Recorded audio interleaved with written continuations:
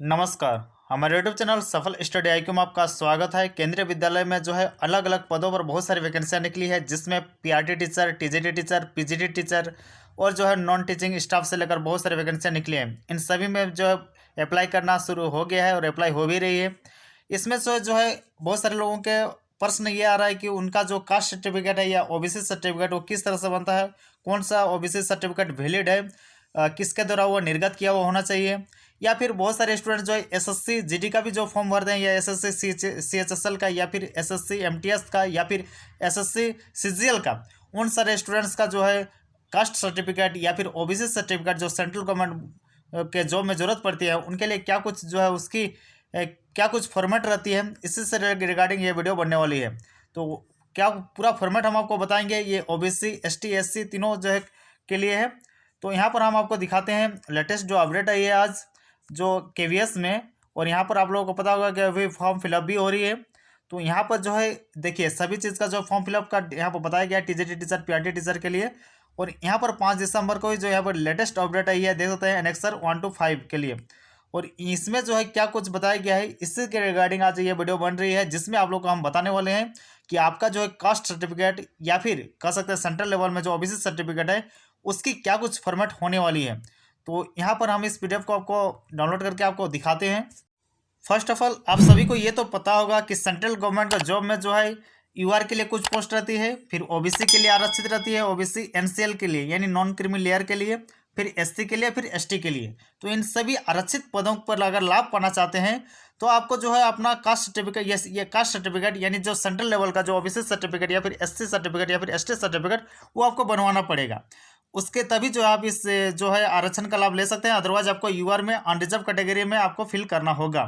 तो यहाँ पर देख सकते हैं केवीएस का जो यहाँ पर ऑफिशियल साइट है उसके तहत ये डाउनलोड किया गया। फॉर्मेट क्या कुछ होना चाहिए ओबीसी सर्टिफिकेट का देख सकते हैं यहाँ पर एनेक्सर 1 और form of certificate to be produced by other backward classes applying for the appointment to post under the government of India, यानी गवर्नमेंट ऑफ इंडिया के अंडर अगर आप किसी भी पोस्ट पर अप्लाई करना चाहते हैं उसका रिगार्डिंग आपका जो है ओबीसी सर्टिफिकेट का क्या कुछ फॉर्मेट रहना चाहिए। तो देख सकते हैं आपको कैसे पता चलेगा कि क्या किस इसी में आपको फिल करना होगा। नहीं दोस्तों, आपको सबसे पहले तो आप जिस भी स्टेट से बिलोंग करते हैं वहाँ से आपको सभी आपका जो है इनकम सर्टिफिकेट, कास्ट सर्टिफिकेट और रेसिडेंशियल सर्टिफिकेट, इन तीनों को बनवाना होगा। याद कीजिएगा, आप अपने स्टेट का जो इनकम सर्टिफिकेट है, कास्ट सर्टिफिकेट है और रेसिडेंशियल सर्टिफिकेट है, इन तीनों को बनवाना होगा।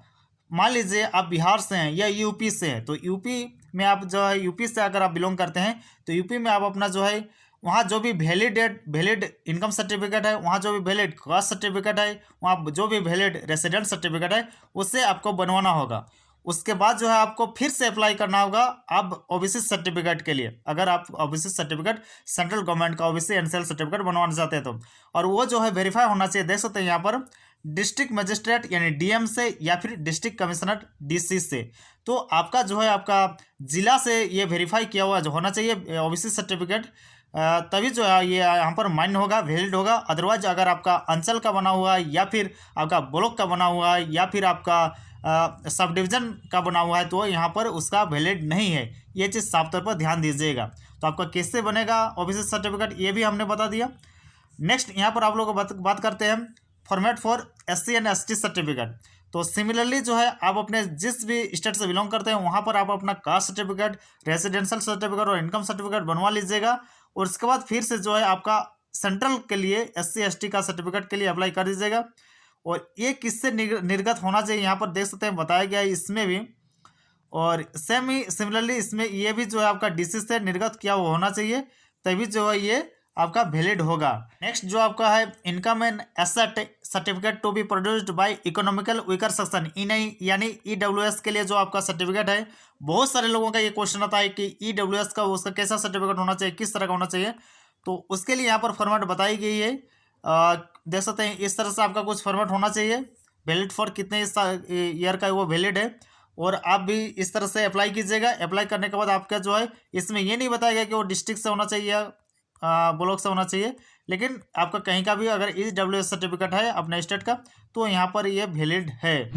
तो आपने देखा दोस्तों, ओबीसी एनसीएल के लिए, एसटी एससी के लिए और ईडब्ल्यूएस सर्टिफिकेट के लिए आपको क्या कुछ करना है। अगर अब भी आपके मन में कुछ भी क्यूरी है तो आप जो है नीचे कमेंट बॉक्स में कमेंट कर सकते हैं। इसके अलावा और एक बात हम कहना चाहेंगे कि आप जल्द से जल्द जो है अपने स्टेट का जो भी कास्ट सर्टिफिकेट है, रेसिडेंशियल सर्टिफिकेट और इनकम सर्टिफिकेट बनवा लीजिए। उसके बाद जो है जो सेंट्रल गवर्नमेंट का जो यहाँ पर ओबीसी सर्टिफिकेट बनती है वो अप्लाई कीजिएगा, ओबीसी वाले या फिर एसटी एससी वाले अप्लाई कीजिएगा।